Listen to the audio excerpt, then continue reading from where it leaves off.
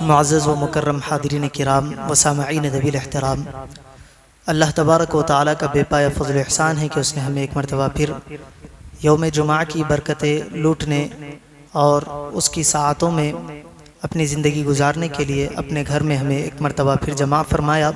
الحمدللہ علی احسان عظیم۔ ابھی میں نے خطبہ مسنونہ میں جس آیہ مبارکہ کی تلاوت کا شرف حاصل فرمایا، اللہ تبارک و تعالیٰ ارشاد فرماتا ہے وَكُلًّا وَعَدَ اللَّهُ الْحُسْنَى، اور اللہ تبارک و تعالیٰ نے تمام صحابہ کرام سے جنت کا وعدہ فرمایا ہے۔ یقیناً اللہ تبارک و تعالیٰ کے پیارے حبیب صلی اللہ علیہ وسلم کے تمام صحابہ کرام جنتی ہیں، اور ان تمام کا مرتبہ تمام دنیا کے صالحین اولیاء اللہ سے بلند اور بالا ہے، اور انبیاء کرام کے بعد سب سے اونچا مقام صحابہ کرام کا ہے، اور ان میں اولو العزم 10 لوگوں کا نام آتا ہے جنہیں عشرہ مبشرہ کہا جاتا ہے، جن کو اللہ کے حبیب صلی اللہ علیہ وسلم نے دنیا ہی میں جنت کی بشارت دی، اور ان میں 4 خلفائے راشدین ہیں جن کا مرتبہ ان عشرہ مبشرہ میں بھی سب سے اعلیٰ و اولیٰ ہے، اور ان میں پھر ترتیب خلافت، یعنی جس ترتیب سے خلافت کا جو عہدہ سنبھالتے گئے ان کی افضلیت اور ان کا مقام سب سے زیادہ ہے۔ یعنی سب سے پہلے خلیفہ حضرت سیدنا ابو بکر صدیق رضی اللہ عنہ بنے، تو حبیب پاک صلی اللہ علیہ وسلم اور تمام انبیاء کے بعد اور تمام انبیاء کے صحابہ سے بھی سب سے اعلیٰ و افضل مرتبہ اگر کسی کا ہے تو وہ حضرت سیدنا ابو بکر صدیق رضی اللہ تعالیٰ عنہ کا ہے۔ اس کے بعد حضرت سیدنا فاروق اعظم، اس کے بعد حضرت سیدنا عثمان غنی، اس کے بعد حضرت مولائے کائنات علی مرتضیٰ کرم اللہ تعالی وجہ کریم ورضوان اللہ تعالی علیہم اجمعین کا ہے، اور یہی اہل سنت والجماعت کا متفقہ عقیدہ ہے۔ آج ہم جس ہستی کا ذکر کرنے لگے ہیں، غالباً آج چاند کی 29 تاریخ ہے ماہ ذی الحجہ، اور یہ 1443 جو سن ہجری ہے وہ اپنے اختتام کی طرف رواں دواں ہے۔ کل یا پرسوں یکم محرم الحرام ہوگی اور نئے سال کا آغاز ہوگا۔ یاد رکھے کہ اسلام کی ابتدا بھی شہادت کا درس دیتی ہے، اسلام کی انتہا بھی شہادت کا درس دیتی ہے۔ اسلام کی ابتدا محرم الحرام سے ہوتی ہے، تو محرم الحرام میں نواسۂ رسول حضرت سیدنا امام حسین رضی اللہ تعالیٰ عنہ اور وہ کربلا کے جانثاروں کا تذکرہ چھڑ جاتا ہے، اور اس محرم کے مہینے کو کربلا والوں کے نام سے یاد کیا جاتا ہے۔ اور جب سال کا اختتام ہوتا ہے تو حضرت سیدنا اسماعیل ذبیح اللہ علیہ السلام کی عظیم شہادت کے ہم واقعات کو، وہ اس صبر و استقلال کے پیکر کے واقعات کو ہم سماعت کرتے ہیں۔ اسی طرح پچھلے جمعہ میں نے کہا تھا کہ 18 ذو الحجہ حضرت سیدنا عثمان غنی رضی اللہ تعالیٰ عنہ کا یوم شہادت ہے، اور یکم محرم الحرام خلیفہ ثانی حضرت سیدنا عمر ابن خطاب رضی اللہ تعالیٰ عنہ کے یوم شہادت کا ذکر ہے۔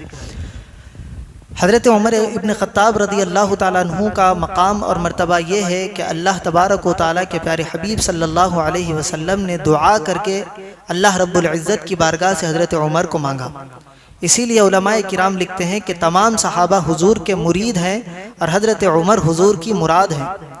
وجہ کیا ہے؟ حضرت عمر ابن خطاب رضی اللہ تعالیٰ عنہ کے اسلام میں آنے سے پہلے حبیب پاک صلی اللہ علیہ وسلم نے اللہ کی بارگاہ میں دعا کی کہ اللہم اعز الاسلام بعمر ابن الخطاب خاصتا، اے اللہ اسلام کو غلبہ عطا فرما، اسلام کی مدد فرما۔ کس کے ذریعے؟ عمر ابن خطاب رضی اللہ تعالی عنہ کے ذریعے۔ اللہ تبارک و تعالیٰ نے آپ کی اس دعا کو قبول کیا، اور اس دعا کے بعد حضرت عمر ابن خطاب رضی اللہ تعالیٰ عنہ حضور پاک علیہ السلام کی بارگاہ میں حاضر ہو کر شرف اسلام کو قبول کرتے ہیں اور مؤمنین کی فہرست میں شامل ہوتے ہیں۔ آپ 40ویں مسلمان ہیں، اور آپ کا واقعہ ہم نے بارہا سنا ہوگا کہ حضرت عمر ابن خطاب رضی اللہ تعالیٰ عنہ اس ارادے سے اپنے گھر سے نکلے تھے کہ حضور اکرم صلی اللہ علیہ وسلم کو معاذ اللہ شہید کر دے، لیکن راستے میں ایک صحابی رسول حضرت نعیم رضی اللہ عنہ سے ملاقات ہوتی ہے۔ وہ دیکھتے ہیں کہ ان کا ارادہ غلط ہے، وہ رسول پاک علیہ السلام کی طرف بڑھ رہے ہیں، ان کو روکنا چاہیے۔ وہ اس سوچ میں ان سے کہتے ہیں کہ اپنے گھر کی تو خبر لو، اپنی بہن اور بہنوئی کو دیکھو، وہ بھی تو دائر اسلام میں داخل ہو چکے ہیں۔ جب وہ اس بات کو سنتے ہیں تو اپنے منزل کو پلٹ کر اپنی بہن کے گھر کی طرف چلے جاتے ہیں۔ وہاں جاتے ہیں تو دیکھتے ہیں کہ آپ کی بہن سورہ طٰہٰ کی تلاوت کر رہی ہے۔ حضرت عمر ابن خطاب رضی اللہ تعالیٰ عنہ کو جوش آتا ہے، بڑے غضبناک ہوتے ہیں اور اپنی بہن کو، اپنے بہنوئی کو زدوکوب کرتے ہیں اور اسلام چھوڑنے کا مطالبہ کرتے ہیں۔ حضرت عمر ابن خطاب رضی اللہ تعالیٰ عنہ کی بہن فرماتی ہے کہ اے عمر، جس خطاب کا خون تمہاری رگوں میں بہہ رہا ہے اسی خطاب کا خون میری رگوں میں بھی بہہ رہا ہے۔ تم ظلم کر سکتے ہو تو جتنا چاہے ظلم کر لو، میں برداشت کرنے کے لیے تیار ہوں، لیکن محمد عربی صلی اللہ علیہ وسلم کا دامن چھوڑنے کے لیے ہم تیار نہیں ہیں۔ حضرت عمر نے جب یہ جذبہ، یہ عزم اور یہ استقلال دیکھا تو حضرت عمر فاروق رضی اللہ تعالیٰ عنہ کا غصہ ٹھنڈا ہوا۔ حضرت عمر نے پوچھا کہ میں نے تم کو کچھ پڑھتے ہوئے سنا ہے، وہ کیا ہے؟ آپ کی بہن وہ سورہ طٰہٰ کی آیتیں تلاوت کرتی ہے۔ جب اس پر آتی ہے اللہ لا الہ الا ہو لہ الاسماء الحسنی، اور ایک روایت کے مطابق اننی انا اللہ لا الہ الا انا فاعبدنی واقم الصلاۃ لذکری، جب یہ آیتیں آپ سنتے ہیں حضرت عمر ابن خطاب رضی اللہ تعالیٰ عنہ کے دل میں اللہ تبارک و تعالیٰ سے محبت پیدا ہوتی ہے۔ وہ کہتے ہیں کہ یقیناً یہی خالق و مالک ہے جس نے اس دنیا کو اور ہمیں پیدا کیا ہے۔ اب نکلے تو تھے حضور اکرم صلی اللہ علیہ وسلم کے قتل کے ارادے سے، لیکن حضور اکرم صلی اللہ علیہ وسلم پر شیدا ہو گئے، فدا ہو گئے۔ حبیب پاک علیہ السلام کی بارگاہ میں پہنچنے کے لیے التجائے کرنے لگے۔ جب آپ کے بہنوئی حضور اکرم صلی اللہ علیہ وسلم کی بارگاہ میں حضرت عمر ابن خطاب رضی اللہ عنہ کو لے کر آ رہے تھے، صحابہ کرام نے دیکھا نبی پاک صلی اللہ علیہ وسلم حضرت ارقم کے گھر میں تشریف فرما ہے، اور مکہ مکرمہ کے ابتدائی ایام میں حضرت ارقم کے گھر ہی میں رسول پاک علیہ السلام جتنے صحابہ کرام تھے ان کو جمع فرماتے اور دین کی تعلیم دیا کرتے تھے۔ تو حضرت ارقم کے گھر میں آپ جلوہ فرما ہے۔ صحابہ کرام نے دیکھا کہ عمر آ رہے ہیں، ہاتھ میں تلوار ہے، صحابہ بے چین ہوئے۔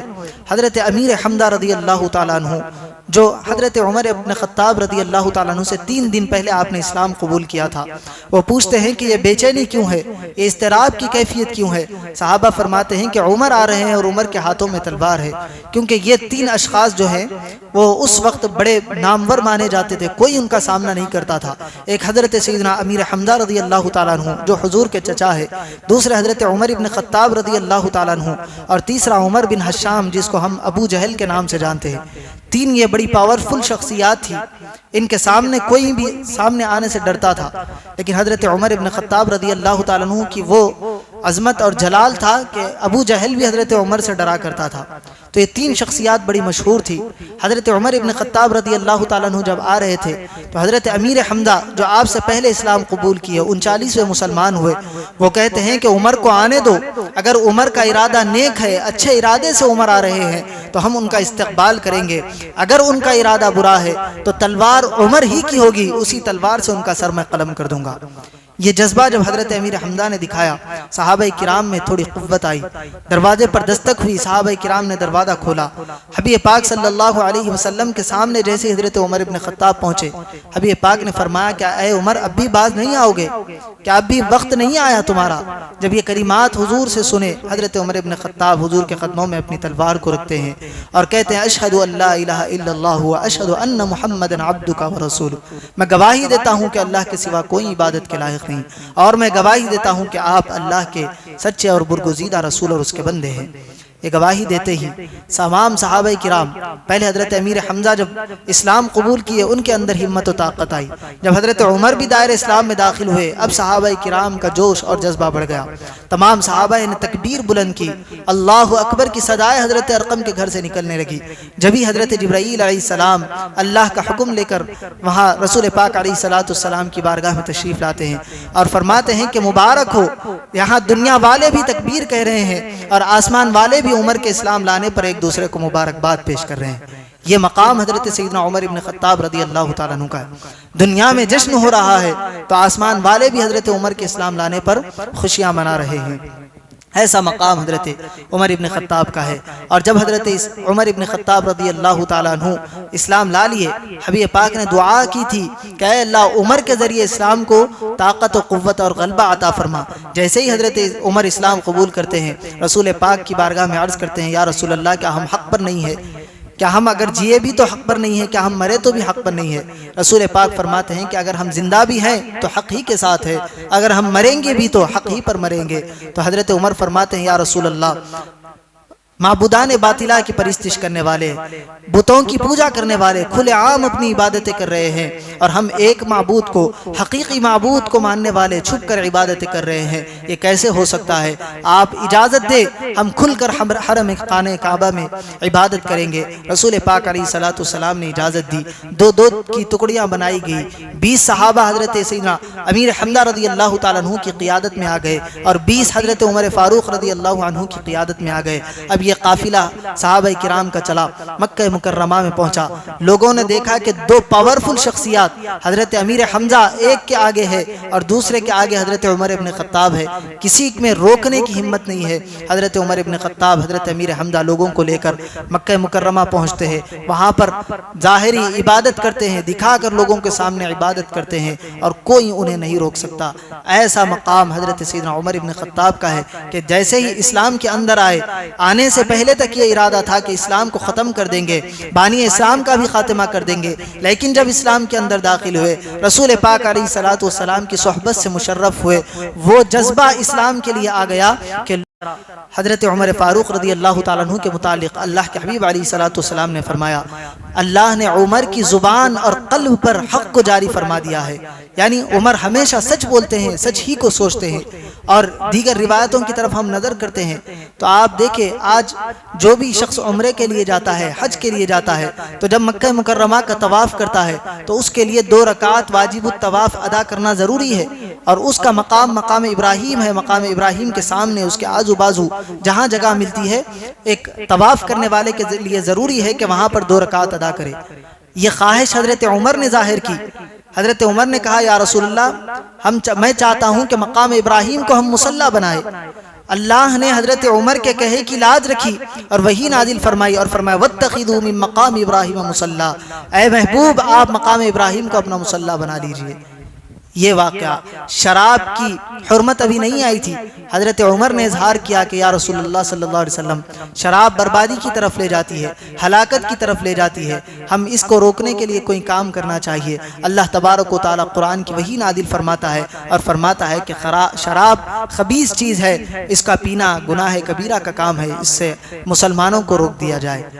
یہ آیتیں حضرت عمر ابن خطاب رضی اللہ تعالیٰ عنہ کے ارادے کے مطابق، آپ کی سوچ کے مطابق نازل ہوتے گئی۔ اسی طرح حضرت عمر ابن خطاب کا وہ واقعہ بڑا مشہور ہے کہ ایک منافق حبیب پاک علیہ الصلوۃ والسلام کی بارگاہ میں اپنا معاملہ لے کر پیش ہوا۔ ایک منافق تھا، ایک یہودی تھا، منافق جو ہے نام سے مسلمان تھا، اسلام لانے کا دعویٰ کر رہا تھا، لیکن دل سے رسول پاک اور اللہ پر ایمان لانے والا نہیں تھا۔ رسول پاک کی بارگاہ میں آیا، رسول پاک نے معاملہ سنا، یہودی کے حق میں فیصلہ کر دیا۔ اس نے کہا کہ چلو ہم حضرت عمر کے پاس جاتے ہیں۔ جب حضرت عمر کے پاس پہنچے تو حضرت عمر کو منافق نے سارا ماجرا سنایا کہ یہ معاملہ ہے اور یہ مسئلے کو لے کر ہم آپ کی بارگاہ میں آئے ہیں۔ حضرت عمر نے یہودی سے پوچھا تو یہودی نے بس اتنا کہا کہ ہم آپ کے پیارے آقا صلی اللہ علیہ وسلم کی بارگاہ میں جا کر آئے ہیں اور آپ کے حبیب نے میرے حق میں فیصلہ کر دیا ہے اور یہ شخص ہے کہ ماننے کو تیار نہیں۔ حضرت عمر پوچھتے ہیں کیا یہ بات صحیح ہے؟ تم رسول پاک کے پاس جا کر آئے ہو اور رسول پاک نے اس کے حق میں فیصلہ کیا؟ حضرت عمر سے وہ کہنے لگا کہ ہاں رسول اللہ نے اس کے حق میں فیصلہ کر دیا۔ حضرت عمر پوچھتے ہیں کہ مجھ سے کیا چاہتا ہے؟ وہ کہتا ہے منافق کہ ہم آپ کے فیصلے کے مستحق ہیں، ہم چاہتے ہیں کہ آپ اس بات میں فیصلہ کریں۔ حضرت عمر فرماتے ہیں کہ جس بات میں رسول اللہ فیصلہ کر دے اس کے بعد عمر کی کیا اوقات، عمر کیا فیصلہ کرنے والا ہے؟ حضرت عمر فرماتے ہیں کہ ٹھہرو میں بھی اندر جا کر آتا ہوں۔ حضرت عمر اپنے گھر میں جاتے ہیں، تلوار لے کر واپس آتے ہیں۔ منافق یہ سمجھتا ہے کہ یہودی کی گردن اڑا دیں گے، لیکن اس منافق کی گردن اڑا دی جاتی ہے اور معاملہ رفع دفع ہو جاتا ہے۔ لیکن مدینہ طیبہ میں یہ بات صحابہ کرام میں پھیل جاتی ہے کہ ایک مومن کی، ایک مسلمان کی گردن کو حضرت عمر ابن خطاب رضی اللہ تعالیٰ عنہ نے اڑا دیا اور اس کو شہید کر دیا۔ یہ منافقوں کے جو ساتھی تھے یہ بات تمام صحابہ میں پھیلا دیتے ہیں۔ جب حضور کے پاس یہ بات پہنچتی ہے، حضور فرماتے ہیں کہ میرا عمر ایسا نہیں کر سکتا، میرا عمر کسی مسلمان کو نہیں مار سکتا۔ حضرت عمر ابن خطاب رضی اللہ تعالیٰ عنہ کو بارگاہ میں بلاتے ہیں اور دریافت کرتے ہیں کہ اے عمر ماجرا کیا ہے؟ تم نے اس کی گردن کیوں اڑائی؟ تو کیوں تم نے اس کو مارا ہے؟ حضرت عمر فرماتے ہیں یا رسول اللہ، جو آپ کا حکم نہ مانے کیا وہ مسلمان ہو سکتا ہے؟ میں تو اس کو مسلمان سمجھ کر نہیں مارا، یہ تو کافر تھا، یہ منافق تھا۔ اس بات کو حضرت عمر ابن خطاب رضی اللہ تعالیٰ عنہ نے کہا۔ کچھ ہی دیر میں اللہ کی طرف سے وحی آتی ہے، فلا وربک لا یؤمنون حتی یحکموک فیما شجر بینہم، اے محبوب جو اپنے فیصلوں میں آپ کو حاکم نہ بنائے وہ مومن نہیں ہو سکتا۔ یہ حضرت عمر کا سوچنا تھا، حضرت عمر کا جو ارادہ تھا اس کے مطابق اللہ قرآن کو نازل فرماتا ہے۔ یہ مقام حضرت عمر ابن خطاب رضی اللہ تعالیٰ عنہ کا ہے۔ حضرت عمر ابن خطاب رضی اللہ تعالیٰ عنہ کو اللہ نے بے شمار کرامتوں سے سرفراز فرمایا تھا۔ ہم کرامتیں آتی ہیں صرف اولیاء کرام کی کرامتوں کو سنتے ہیں، لیکن حضرت عمر کی بھی بے شمار کرامتیں ہیں۔ بہت سارے صحابہ کرام سے کرامتیں وارد ہوئی، لیکن حضرت عمر کا ایک جو مقام تھا، اللہ نے ان کو سلطنت دی، اللہ نے ان کو خلیفہ بنایا، تو ایسا ہی خلیفہ نہیں بنایا۔ حضرت عمر ابن خطاب جب مسند خلافت پر بیٹھے حضرت سیدنا ابوبکر صدیق رضی اللہ عنہ کے بعد، تو آپ نے بڑی دور اندیشی سے کام لیا اور آدھی دنیا سے زائد پر مسلمانوں کی حکومت کو آپ نے قائم کیا۔ اور جیسا جیسا دائرہ وسیع ہوتا گیا، حضرت عمر ابن خطاب رضی اللہ تعالیٰ عنہ کا کام بھی بڑھتا گیا۔ ایک مرتبہ نہاوند کے مقام پر حضرت ساریہ کو جنگ کا حاکم بنا کر حضرت عمر ابن خطاب رضی اللہ عنہ نے جنگ کے لیے روانہ کیا۔ مدینہ منورہ میں حضرت عمر ہے، نہاوند ایک الگ مقام پر ہے، سینکڑوں میل کا فاصلہ ہے، جنگ ہو رہی ہے مسلمانوں کے اور کفار کے درمیان۔ حضرت عمر ابن خطاب رضی اللہ تعالیٰ عنہ منبر پر جلوہ فرما ہے، صحابہ کرام کو درس و تدریس کر رہے ہیں، تعلیم دے رہے ہیں۔ دیتے دیتے صحابہ کرام کے حضرت عمر رک گئے اور رک کر فرمایا کہ اے ساریہ پہاڑ کی طرف دیکھو، اے ساریہ پہاڑ کی طرف دیکھو۔ صحابہ پریشان ہوئے کہ ساریہ یہاں موجود ہے ہی نہیں، ساریہ تو گئے ہیں جنگ کے لیے، لیکن حضرت عمر ساریہ کو پکار رہے ہیں۔ اس وقت معاملہ ختم ہوا، صحابہ کرام اس مجلس سے چلے گئے۔ کچھ دنوں کے بعد قافلے سے ایک فرد آیا اور جو قاصد ہوتا ہے پیغام لے کر آیا اور سارا معاملہ سنایا کہ مسلمانوں کو فتح ہو گئی۔ مسلمانوں کا معاملہ یہ ہو گیا تھا کہ مسلمان جنگ ہارنے لگے تھے، لیکن غیب سے حضرت عمر کی آواز آنے لگی کہ اے ساریہ پہاڑ کی طرف دیکھو۔ جب حضرت ساریہ نے پہاڑ کی طرف پلٹ کر دیکھا تو کفار پہاڑ کی طرف سے حملہ کرنے آ رہے تھے۔ حضرت عمر کی وہ آواز مدینہ طیبہ سے نکلی اور مقام نہاوند پر سنائی دی۔ حضرت عمر کی آواز پر صحابہ کرام پلٹے اور ظالموں کو کیفر کردار تک پہنچایا، کفار کو جہنم رسید کیا اور فتح یاب ہو کر واپس مدینہ طیبہ لوٹے۔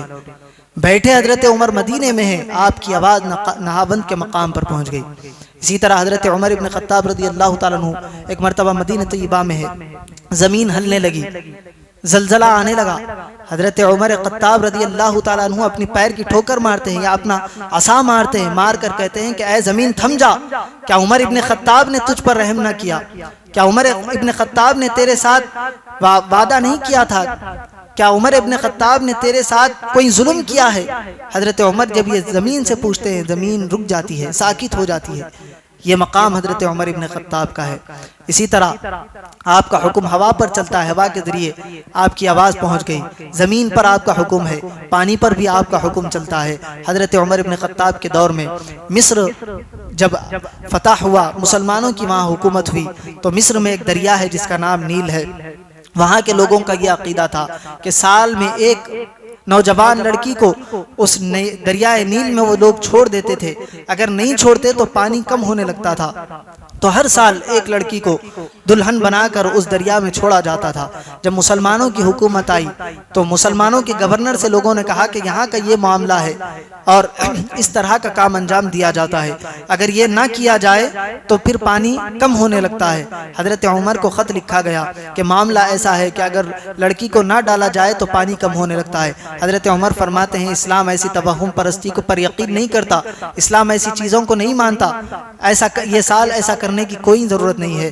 حضرت عمر کا فرمان آ جاتا ہے، وہ لوگ خاموش ہو جاتے ہیں، لیکن ہوتا بھی یہی ہے کہ پانی کم ہونے لگتا ہے، کم ہوتے ہوتے بہت زیادہ کم ہو جاتا ہے، اور اس علاقے کے لوگ علاقہ بدل لیتے ہیں، کوئی کسی اور علاقے میں چلا جا رہا ہے، پانی نہیں مل رہا ہے، پانی کے لیے پریشانی ہے۔ پھر حضرت عمر کو گورنر وہاں سے خط لکھتے ہیں کہ معاملہ یہ ہے کہ پانی بالکل ختم ہونے پر ہے، لوگ اس مقام کو چھوڑ کر جا رہے ہیں۔ حضرت عمر ایک خط لکھتے ہیں اور لکھ کر گورنر کے پاس بھیجتے ہیں اور فرماتے ہیں کہ اس خط کو دریا میں ڈال دو۔ جب گورنر وہ خط پڑھتا ہے تو لکھتا ہے، دیکھتے ہیں حضرت عمر نے کیا لکھا، تو اس پر لکھا ہوتا ہے کہ اے دریا، اگر تو اپنے آپ سے بہتا ہے تو ہمیں تیری پانی کی کوئی ضرورت نہیں ہے، اگر تو خداوند قہار کے حکم سے بہتا ہے تو ہم اس خداوند قہار سے کہتے ہیں کہ اس دریا کو جاری فرما دے۔ جیسے ہی وہ خط اس کے اندر ڈالا گیا، رات میں خط ڈالا گیا، لکھتے ہیں کہ جتنا پانی ہوتا تھا اس سے 16 ہاتھ زیادہ پانی اس وقت اس دریا میں بھر گیا۔ صرف ایک خط حضرت عمر ابن خطاب کا ڈالا گیا اس دریا میں تو پانی پہلے سے زیادہ بہنے لگا۔ یہ کرامات حضرت سیدنا عمر ابن خطاب رضی اللہ تعالیٰ عنہ کی۔ ایک مرتبہ دریائے دجلہ پر صحابہ کرام کا وفد پہنچا، غالباً حضرت خالد بن ولید رضی اللہ عنہ اس کو لیڈ کر رہے تھے، اور کفار سے لڑنے کے لیے دریا کو کراس کرنا ہے، اور صحابہ کرام کے پاس اس دریا کو پار کرنے کے لیے کوئی سامان نہیں ہے، کشتی وغیرہ موجود نہیں ہے۔ حضرت خالد بن ولید رضی اللہ تعالیٰ عنہ مسلمانوں کو عقیدہ دے رہے ہیں، اور حضرت خالد بن ولید رضی اللہ عنہ اس دریا کے پاس کھڑے ہوتے ہیں اور دریا سے مخاطب ہو کر کہتے ہیں کہ تجھے رسول اللہ صلی اللہ علیہ وسلم کی قسم ہے، تجھے ہمارے خلیفہ حضرت عمر ابن خطاب کی قسم ہے کہ دریا سے ہم کو راستہ دے دے تاکہ ہم تجھے پار کر لے۔ یہ بات کہنا تھا، دریا راستہ دینے لگتا ہے، تمام صحابہ کرام کا لشکر اس دریا کو بآسانی پار کر لیتا ہے۔ آج ہم یہ باتیں کہتے ہیں تو کفر و شرک کے فتوے ہم پر لگائے جاتے ہیں۔ حضرت خالد بن ولید جیسی جلیل القدر ہستی، صحابی رسول، یہ دریا سے مخاطب ہو کر کہتے ہیں کہ تجھے رسول اللہ کا واسطہ ہے، تجھے رسول اللہ کے غلام ہمارے خلیفہ حضرت عمر کا واسطہ ہے، دریا سے راستہ دے دے۔ حضرت عمر کا حضرت رسول پاک کا نام سننا تھا کہ اس دریا سے راستہ بن جاتا ہے، صحابہ کرام رضی اللہ عنہم اجمعین اس راستے کو پار کر لیتے ہیں۔ تو یہ واقعات، یہ کرامت حضرت سیدنا عمر ابن خطاب رضی اللہ تعالیٰ عنہ کی ہے۔ ایسا مقام و مرتبہ پانے کے بعد اور حبیب پاک علیہ الصلوۃ والسلام سے کئی مرتبہ جنت کی بشارت سننے کے بعد حضرت عمر ابن خطاب رضی اللہ تعالیٰ عنہ ایسے ہی زندگی نہیں گزارے۔ حضرت عمر کا خوف خدا کے بارے میں ذکر آتا ہے کہ حضرت عمر رضی اللہ عنہ اللہ کے خوف سے، اللہ کے ڈر سے اتنا رویا کرتے تھے کہ حضرت عمر ابن خطاب رضی اللہ تعالیٰ عنہ کے چہرے پر 2 سیاہ لکیریں پڑ گئی تھی۔ جس طرح انسان ایک جگہ سے پانی بہتا ہے تو پانی اپنا راستہ بنا لیتا ہے، آنسوؤں کے بہنے کی وجہ سے حضرت عمر ابن خطاب رضی اللہ تعالیٰ عنہ کے چہرے پر پورے نشان پڑ گئے تھے۔ جس طرح ایک پانی جاری رہنے کی جگہ بنتی ہے، آنسو جاری رہنے کی وجہ سے وہاں پر نشانات بن گئے تھے، ایسا آپ کا خوف خدا تھا۔ کسی کے لیے آپ ڈھلائی نہیں کرتے تھے، جو اللہ اور اس کے رسول کا حکم ہوتا اس کے عین مطابق آپ کام کرتے۔ آپ لوگوں کو اچھے کاموں کی تلقین دیتے تو اپنے گھر والوں کو بھی تلقین کرتے کہ میں نے لوگوں کو اس برائی سے منع کیا اور کہا کہ اگر وہ لوگ اس برائی میں ملوث ہوں گے تو ان کو سزا دی جائے گی۔ اے میرے گھر والوں، تم خلیفہ کے گھر والے ہو، تم امیر المؤمنین کے گھر والے ہو، اگر تم سے یہ گناہ ہو جائے، تم سے یہ خطا ہو جائے جسے میں منع کر رہا ہوں تو تم کو دگنی سزا دوں گا۔ حضرت عمر ابن خطاب کا یہ معاملہ تھا، اور حضرت عمر ابن خطاب رضی اللہ تعالیٰ عنہ اہل بیت کرام سے بڑی محبت کرنے والے۔ جب اہل بیت کا ذکر آتا، اہل بیت کے معاملات آتے، حضرت عمر ابن خطاب رضی اللہ تعالیٰ عنہ ان سے عام لوگوں کے علاوہ الگ سلوک کیا کرتے۔ جب جنگ سے واپس آتے تو سارے صحابہ کرام کو 500 دینار درہم آپ دیتے، تو اہل بیت کے جو افراد ہوتے ان کو 1000 درہم دیتے۔ حضرت عمر کے بیٹے حضرت عبداللہ نے پوچھا کہ اے بابا جان، ہم آپ کے ساتھ جنگ میں لڑے، ہم آپ کے ساتھ جنگ میں چلے، وہاں لڑے، لیکن حضرت امام حسن اور حضرت امام حسین تو جنگ میں نہیں تھے، لیکن آپ ہم کو 500 درہم دے رہے ہیں اور آپ ان کو 1000 درہم دے رہے ہیں، ماجرا کیا ہے؟ حضرت عمر ابن خطاب فرماتے ہیں کہ تم عمر کے بیٹے ہو، وہ رسول اللہ کے شہزادے ہیں، وہ رسول اللہ کی بیٹی کے بیٹے ہیں۔ عمر کا مقام اتنا نہیں ہے جو حضرت امام حسن اور حضرت امام حسین رضی اللہ تعالیٰ عنہ کے خاندان کا مقام ہے۔ تمہارے ماں باپ کا جو مقام نہیں ہے ان کے ماں باپ کا وہ مقام ہے۔ ایسی محبت حضرت سیدنا عمر ابن خطاب رضی اللہ تعالیٰ عنہ حضرت حسنین کریمین رضی اللہ تعالیٰ عنہما سے کرتے، ان کا بڑا ادب کیا کرتے۔ ایک مرتبہ حضرت عمر ابن خطاب رضی اللہ تعالیٰ عنہ منبر پر جلوہ فرما ہے، خطبہ دے رہے ہیں، حضرت امام حسن یا غالباً حضرت امام حسین رضی اللہ تعالیٰ عنہ منبر کے قریب آتے ہیں اور آ کر کہتے ہیں کہ اے عمر، ہمارے نانا کے منبر سے اترو۔ اتر جاؤ ہمارے نانا کے منبر سے۔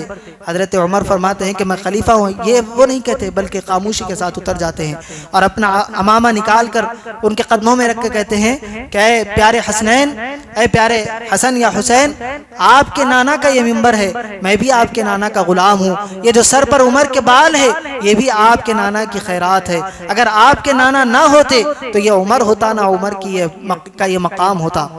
ایسا ادب حضرت عمر ابن خطاب، کیونکہ حضرت عمر کو پتا تھا رسول اللہ صلی اللہ علیہ وسلم کی حدیث مبارکہ، اللہ نے فرمایا کہ اگر میں رسول پاک علیہ السلام کو پیدا کرنا مقصود نہ ہوتا تو اس دنیا کو بھی ہم پیدا نہ کرتے۔ یہ دنیا بنائی گئی، یہ دنیا کے لوازمات جو سجائے گئے وہ صرف رسول پاک علیہ السلام کے صدقے طفیل میں بنائے گئے۔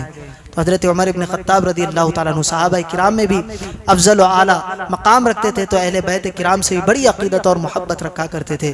یکم محرم الحرام آپ کی یوم شہادت کا دن ہے۔ 26 یا 27 ذی الحجہ کو ابو لؤلؤ فیروز نامی ایک مجوسی اس کو کہتے ہیں جو آگ کی پوجا کرتے ہیں، وہ مجوسی جو تھا حضرت عمر ابن خطاب رضی اللہ تعالیٰ عنہ پر نماز فجر کے دوران حملہ کرتا ہے۔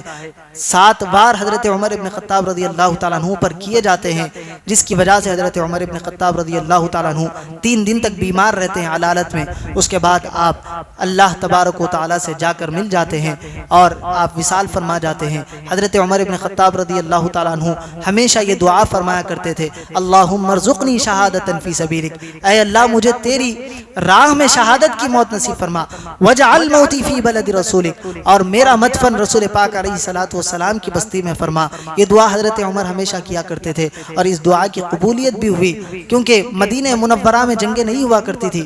مدینہ منورہ میں صحابہ کرام خون بہانا پسند نہیں کرتے تھے، لیکن حضرت عمر کی جو خواہش تھی کہ مدینہ میں موت نصیب ہو، وہ بھی شہادت کی موت نصیب ہو، اللہ نے معاملہ یہ فرمایا کہ شہادت کی موت بھی ہوئی اور مدینہ منورہ میں مدفن بھی ان کا بنا۔ یہ دعا حضرت عمر کی قبول کی گئی۔ حضرت عمر ابن خطاب رضی اللہ تعالیٰ عنہ کا بڑا مقام ہے۔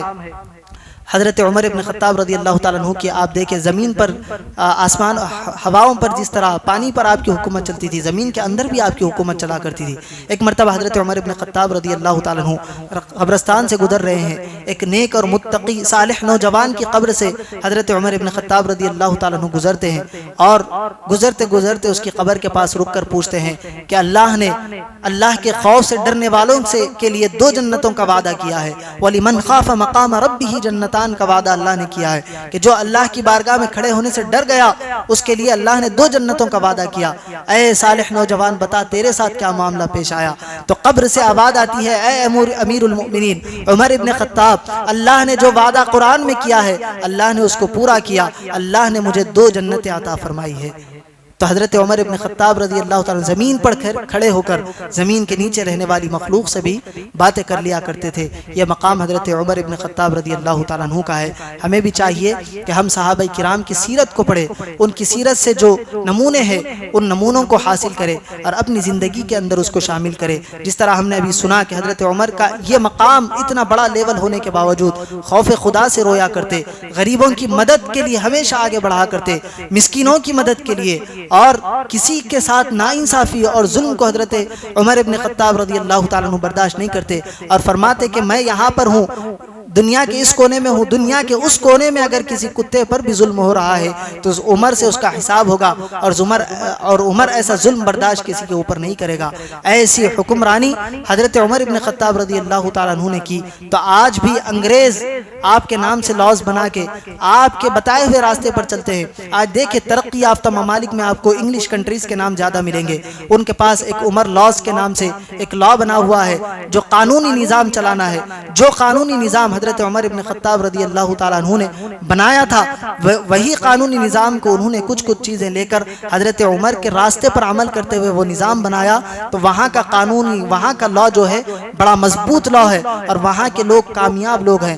اگر ہم مسلمان ہوتے ہوئے حضرت عمر ابن خطاب رضی اللہ عنہ کی سیرت کا مطالعہ کرے، ان کی سیرت پر عمل کرتے ہوئے اپنی زندگی گزارے، یقیناً اللہ تبارک و تعالی ہمیں بھی کامیابی اور کامرانی سے سرفراز فرما سکتا ہے۔ اسی لیے تو یہاں کے ملک ہندوستان کے جو گاندھی جی ہے، انہوں نے بھی حضرت عمر ابن خطاب رضی اللہ تعالیٰ عنہ کی تعریف و توصیف کی، ان کی سلطنت کو، ان کی حکومت کو مانا اور فرمایا کہ اگر حضرت عمر ابن خطاب رضی اللہ تعالیٰ عنہ اور کچھ دن زندہ رہ جاتے اور کچھ سال ان کو مل جاتے تو ساری دنیا پر حضرت عمر ابن خطاب رضی اللہ تعالیٰ عنہ اسلام کا پرچم لہرا دیتے، لیکن ہوا یوں کہ حضرت عمر کو شہید کر دیا گیا، اور حضرت عمر کے بعد حضرت عثمان رضی اللہ عنہ خلافت کے مقام پر فائز ہوئے، جس کا تذکرہ ہم نے پچھلے جمعہ سنا کہ حضرت عثمان کے دور میں لوگوں کے اندر اختلاف شروع ہو گیا، اور مسلمان جس پاور کے ساتھ حضرت عمر کے دور میں پروان چڑھ رہے تھے وہ پروان رک گئی اور مسلمانوں کے اندر اختلاف شروع ہوا، جس کی وجہ سے مسلمانوں ہی کو